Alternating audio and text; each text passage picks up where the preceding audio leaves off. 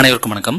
இந்த வீடியோல நம்ம பார்க்க போறது புதன் பாதிக்கப்பட்ட அமைப்பு இருந்தா அவங்க எந்த மாதிரியான வேலைகளை செய்யக்கூடாது அப்படிங்கறத முதல்ல பார்ப்போம். அதுக்கப்புறம் எந்த மாதிரியான வேலைகளை செய்யணும் அப்படிங்கறதையும் பார்ப்போம். புதன் பாதிப்பு அப்படின்னாலே புதன் நீச்சம், பாவகிரகங்களோட தொடர்பு, அஸ்தங்கம், வக்ரம், 6, 8, 12 மறைஞ்சிருக்கிறது. இப்படியான அமைப்புகள் தான். இதுல பிற கிரக அமைப்பு, தசாபுத்தி, லக்னம், லக்னாதிபதியை பொறுத்து இதுல சொல்லப்படுற பலன்கள் கொஞ்சம் கூடவோ குறைவோ செய்யும். ஆனா மேக்சிமம் இது பொருந்தி வரும். ஓகே, இப்போ புதன் உங்களுக்கு பாதிக்கப்பட்டிருக்கு. அப்போ நீங்க எந்த மாதிரி வேலைகள் செய்யக்கூடாது அப்படின்னா, பாதிக்கப்பட்டிருக்குன்னு தெரிகிற அந்த அமைப்பை அதிகமா எடுத்து செய்யக்கூடாது அப்படிங்கறது லாஜிக். அப்ப புதன்கிறது அறிவை குறிக்கும், நாலேஜை குறிக்கும், புத்திசாலித்தனத்தை குறிக்கும். அப்போ அந்த அறிவு அதிகமா பயன்படுத்துற வேலைகளை நீங்க அதிகமா எடுத்து செய்யாதீங்க. குறிப்பா ஆரம்ப கட்டங்கள்ல, படிச்சு முடிச்ச உடனே அல்லது எக்ஸ்பீரியன்ஸ் ஆகுறதுக்கு முன்னாடியே அல்லது இப்பதான் தொழில் தொடங்க போறோம் அப்படின்னா அந்த மாதிரி நேரங்கள்ல அறிவை அதிகமா பயன்படுத்துற வேலைகளை அல்லது அந்த ரோல் அண்ட் ரெஸ்பான்சிபிலிட்டியை எடுத்து பண்ணாதீங்க. அல்லது குறிப்பிட்ட கால இடைவெளி அல்லது நேரம் கொடுத்து அதை கத்துக்கிட்டு அதுக்கப்புறம் அதை நீங்க முழு நேரமா எடுத்து பண்ணுங்க. அது என்ன மாதிரி வேலைகள் அப்படின்னா, நிறைய கால்குலேட் பண்றது, டக்கு டக்குன்னு கால்குலேட் பண்றது, இது இவ்வளோ, இது இங்க, இவர் இப்படி, இது இப்படிதான் நடக்கும் அப்படிங்கிற மைண்ட் கால்குலேஷன் அதிகமா செய்யற எல்லா வேலைகளும் அது எல்லா இண்டஸ்ட்ரியிலையும் எல்லா செக்டர்ஸ்லயுமே இருக்கதான் செய்யுது. குறிப்பா அந்த கிரியேட்டிவிட்டி, டக்குன்னு ஏதோ ஒன்னு புதுசா யோசிச்சு செய்ய வேண்டிய கிரியேட்டிவிட்டி சார்ந்த விஷயங்களை, டிசைனிங் சார்ந்த விஷயங்களை அல்லது டிசிஷன் மேக்கிங் சார்ந்த விஷயங்களை ஆரம்பத்துல செய்ய வேண்டாம். அப்புறம் நிறைய கண்டென்ட்டை ஞாபகத்துல வச்சு செய்யற மாதிரியான வேலைகளை நீங்க செய்யக்கூடாது. நிறைய தகவல்களை, டேட்டாக்களை அல்லது கண்டென்ட்டை ஞாபகத்துல வச்சு அதை யூஸ் பண்ணி ஒர்க் பண்ற மாதிரியான வேலைகளையும் நீங்க செய்யக்கூடாது, அது எந்த செக்டரா இருந்தாலும். அப்புறம் டக்குன்னு சமயோஜித புத்தியை பயன்படுத்தி பிரசன்ஸ் ஆஃப் மைண்டை யூஸ் பண்ணி செய்யற வேலைகளையும் நீங்க ஆரம்பத்துல செய்யக்கூடாது. ஏன்னா அந்தந்த நேரங்கள்ல டக்குன்னு உங்களால கரெக்டா உங்களோட அறிவு செயல்பட்டு வெளிப்படாது. அறிவை குறிக்கிற கிரகம் புதன் அப்படிங்கறதுனால அது தக்க சமயத்துல வெளிப்படுத்த முடியாம போறதுக்கு வாய்ப்பு உண்டு. அப்புறம் அர்ஜென்சி ஒர்க், அர்ஜென்ட் பண்றது, குறிப்பிட்ட நேரத்துக்குள்ள குறிப்பிட்ட கண்டிஷன்ல குறிப்பிட்ட நபர்களுக்கு இந்த மாதிரியான வேலைகளை செய்யறது அப்படிங்கிற மாதிரி அந்த அர்ஜென்சி ஒர்க், அது எந்த ஃபீல்டா வேணாலும் இருக்கலாம். Teaching, marketing, engineering, software, doctor, எந்த ஒரு ப்ரொஃபஷனா வேணாலும் இருக்கலாம். அதுல அர்ஜென்சி அதிகமா இருக்கிற ஒர்க்கை செய்யக்கூடாது. இப்ப நம்ம செய்யக்கூடாது, செய்ய வேண்டாம் அப்படின்னு சொல்றதெல்லாம் செய்யவே முடியாது வாழ்க்கையில அப்படிங்கறது அர்த்தம் கிடையாது.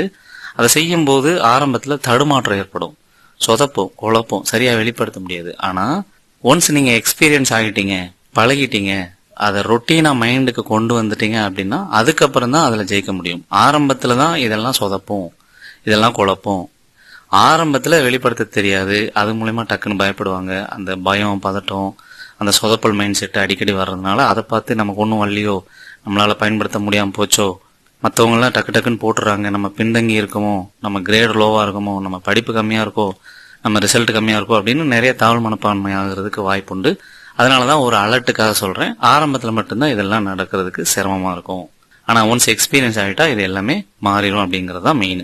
அப்புறம் இந்த communication, mail, document, numbers, datas, அதிகமா பேச்சு, தகவல் பரிமாற்றம் பண்றது, இவங்க என்ன சொன்னாங்க சார், இவங்க இந்த இடத்துல இப்படி ஒன்று சொன்னாங்க சார், அதுக்கு நம்ம இப்படி சொல்லலாம் சார் அப்படின்னு இந்த communication, data, message, mail, numbers, numericals, இந்த மாதிரியான தகவல் தொடர்பு சார்ந்த விஷயங்களை ஹேண்டில் பண்ணும்போது ஆரம்பத்துல சொதப்பல்கள் ஏற்படும். இப்ப நம்ம சொல்றது எல்லாமே தசாபுத்தி நல்லா இருந்து புதன் பாதிக்கப்பட்டிருந்தா சமாளிச்சிருவாங்க. தப்பு தப்பா பண்ணாலும் எண்ட் ஆஃப் த டே அதை எப்படி சமாளிக்கணும்னு தெரிஞ்சு கரெக்டா ஹேண்டில் பண்ணி சமாளிச்சு முடிச்சிருவாங்க. ஆனா தசாபுத்தியும் சரியில்லை, லக்னம், லக்னாதிபதியும் பாதிக்கப்பட்டிருக்கு, புதனும் பாதிக்கப்பட்டிருக்குன்னா அப்போ சரியா ரிசல்ட்டை அவங்க கொண்டு வர முடியாது, சொதப்போம். ஸோ அப்ப மட்டும் இந்த மாதிரி வேலைகளுக்கு போறதை தவிர்த்துக்குங்க. அல்லது இந்த மாதிரி ரோலை, ரெஸ்பான்சிபிலிட்டி எடுத்து பண்ணாதீங்க. ஸோ அதுக்காக தான், தேவையில்லாத பிரச்சனைகள் உங்களுக்கு வரக்கூடாது அப்படிங்கிறதுக்காக தான் எச்சரிக்கிறேனே தவிர இந்த அமைப்பெல்லாம் இருந்தா பயப்படலாம் தேவையே கிடையாது. நீங்களும் நல்லாவே கொண்டு போகலாம். அப்புறம் ஒரே நேரத்துல மல்டி டாஸ்கிங் பண்ற மாதிரியான ஒர்க்கை பண்ணாதீங்க. ஏன்னா புதன் பாதிக்கப்பட்டிருக்கு, சரியா வரல அப்படின்னாலே ஒரே டயத்துல மல்டி டாஸ்கிங்க்கு மூளை டக்குன்னு அடாப்ட் ஆகாது, வேலை செய்யாது. பிராக்டிஸ் வந்தப்புறம் வேலை செய்யும், அனுபவம் ஆனதுக்கு அப்புறம் வேலை செய்யும், அந்த ஆழ்ந்த அறிவு தேடுதல் இருந்தப்புறம் வேலை செய்யும். ஆனா அந்த டைமுக்குள்ள மல்டி டாஸ்கிங் அப்படிங்கிறது புதன் பாதிக்கப்பட்டவங்களுக்கு சரி வராது. ஸோ அதையும் ஆரம்ப கட்டத்துல தவிர்த்துக்கிறது நல்லது. அதே போல இந்த மேன் பவர் ஹேண்டிலிங்குமே புதன் பாதிக்கப்பட்டிருந்தா கொஞ்சம் சொதப்பலாதான் வெளிப்படும், சரியா பண்ண முடியாத சூழல் தான் இருக்கும். ஏன்னா ஒவ்வொருத்தரும் ஒவ்வொரு விதத்தில் இருப்பாங்க. ஒவ்வொரு மாதிரி ரிசல்ட் தருவாங்க, ஒவ்வொரு மாதிரி பிஹேவ் பண்ணுவாங்க. அவங்க எல்லாத்தையும் கரெக்டாக மேனேஜ் பண்ணி அந்த சுச்சுவேஷனுக்கு ஏற்ற மாதிரி வளைவு சொல்லியோட நடந்து அவங்க கிட்ட வேலை வாங்குற திறமை புதன் பாதிக்கப்பட்டிருந்தா கொஞ்சம் கம்மியாக இருக்கும் ஆரம்பத்தில். ஸோ அதனால அப்படியான வேலைகளையும் நீங்கள் செய்யாதீங்க. மேன் பவர் ஹேண்ட்லிங்கை அதிகமாக செய்யாதீங்க அப்படிங்கிறது தான் மெயின். அடுத்து இந்த டார்கெட் ஃபிக்ஸ் பண்ணி ஓடுறது, ரிசல்ட் ஓரியன்டா இருக்கிறது, அந்த result end focus, end result, end target, values, இதை மட்டும் ஃபோக்கஸ் பண்ணி இருக்கிற ரோல் அண்ட் ரெஸ்பான்சிபிலிட்டியை புதன் பாதிக்கப்பட்டிருந்தா செய்யாதீங்க. ஏன்னா அது கரெக்டான அந்த நேரத்தில் கரெக்டாக அந்த ரிசல்ட்டை கொண்டு வர்றது சிரமமாக இருக்கும். அந்த பயம், பதட்டம், அந்த அர்ஜென்சியை நம்மளை சொதப்பி விட்டுரும். ஸோ அதனால டார்கெட் ஃபிக்ஸ் பண்ணி ஓடுற வேலையும் நீங்கள் பண்ண வேணாம்.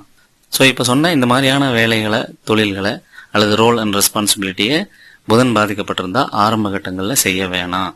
எப்போ செய்யலாம் சார், எந்த மாதிரி வேலைகள் செய்யலாம் சார் அப்படின்னா, மைண்ட் ஒர்க்கை, மைண்ட் கால்குலேஷனை, அந்த கிரியேட்டிவிட்டியை கம்மியாக யூஸ் பண்ணுற மாதிரியான ஒர்க்குக்கு நீங்கள் போங்க.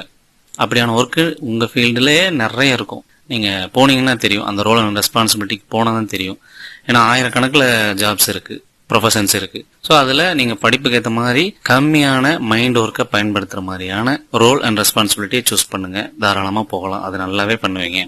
அப்புறம் கொஞ்சம் ஃபிசிக்கல் ஒர்க்குக்கு அதிகமாக இம்பார்ட்டன்ஸ் கொடுக்குற மாதிரியான ஒர்க்குக்கும் நீங்கள் போகலாம். இப்போது ப்ராசஸ் ப்ரொடக்ஷனில் கொஞ்சம் ஃபிசிக்கல் ஒர்க்கு தான் அதிகம், மைண்ட் ஒர்க்கு கம்மி. அப்போ அந்த மாதிரி நீங்கள் ஒர்க்குக்கும் போகலாம். Routine work, already designed work, அந்த மாதிரி இருந்தாலும் அந்த ஒர்க்குக்கு நீங்கள் போகலாம். ரெகுலராக இதுதான் ஒர்க்கு அப்படிங்கிறது தெரிஞ்சிடும். அந்த ரொட்டீன் நமக்குள்ளே கிரியேட் ஆகிடும். புதுசாக மைண்டை போட்டு கசக்கி பிழிக்க தேவையில்லை. அந்த மாதிரி ஒர்க்கு இருந்ததுன்னா புதன் பாதிக்கப்பட்டவங்க தாராளமாக போகலாம். அப்புறம் கொஞ்சம் கம்மியான நாலேஜ் தேவைப்படுற எல்லா ஜாபுக்குமே நீங்கள் போகலாம். அது எல்லா ஃபீல்டுலேயும் நீங்கள் எடுத்துக்க முடியும். இப்போ நான் சொல்கிறது எல்லாமே ஆரம்ப கட்டங்களில், அதாவது படித்து முடிச்சுட்டு ஆரம்ப கட்டங்களில் அல்லது தொழில் செய்கிற ஆரம்ப கட்டங்களில், அனுபவம் இல்லாத டயத்தில், அன்மெச்சூர்டாக இருக்கிற டயத்தில் தான் இப்போ நம்ம சொல்கிறது எல்லாமே. ஆனால் புதன் பாதிக்கப்பட்டவங்க எப்போவுமே மைண்டில் வச்சுக்க வேண்டியது ஒன்று தான். என்ன ரிசல்ட் வேணாலும் நடக்கட்டும், என்ன ஒர்க் வேணாலும் நம்ம பார்க்கலாம். அதில் நம்ம ஆழமாக உணர்ந்து எந்த அளவு புரிஞ்சுக்கிறோம், ஐடியாவை எந்த அளவு புரிஞ்சுக்கிறோம், சப்ஜெக்டை எந்த அளவு இன்வால்வா லேர்ன் பண்ணுறோம் அப்படிங்கிறதுல மட்டும் கவனம் வச்சிங்கன்னா புதன் பாதிக்கப்பட்டவங்களுக்கு அந்த அனுபவம், அந்த எக்ஸ்பீரியன்ஸ், அந்த ஒர்க்கு பர்ஃபெக்டாக ரிசல்ட்டை கொடுக்கும். வெளி உலகத்துக்கு ஏற்ற மாதிரி தான் புதன் பாதிக்கப்பட்டிருந்தா ரிசல்ட்டை கொடுக்க முடியாது.